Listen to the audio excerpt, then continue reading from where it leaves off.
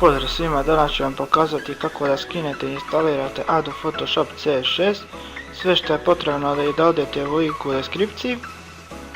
Evo ga. I sada idemo na Gedit Torrent.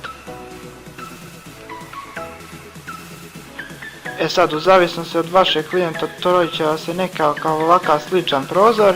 Ja sam već jedno skinuo ovaj Photoshop pa ga neću opet skidati. I sada idete tamo gdje ste skinuli vaš Photoshop. Prvo idete u Adobe CS6, Setup, Ignore, sad čekate malo.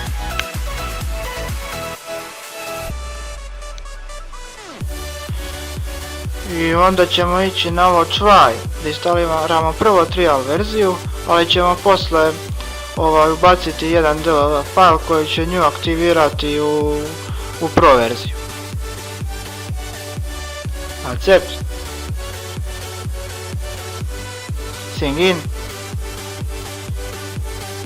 Ovdje birate lokaciju gdje ćete instalirati vaš Photoshop i jezik, ja ću naravno izabrati engleski i kliknut ćemo na install. I sada kada se vaš Photoshop instalirao, idemo tamo gdje ste ga skinuli, idemo na Cracked DLL. U zavisnosti od vaše verzije sistema ići će na 32 bita ili 64, ja ću ići na 64 pošto imam 8 GB RAM-a. I tu što se nalazi u folderu kopirat ćemo.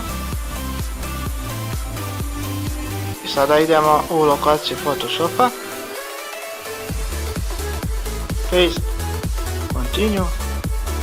I to bi bilo to. Sada da vidimo da li sve to funkcioniše. Evo ga, radi.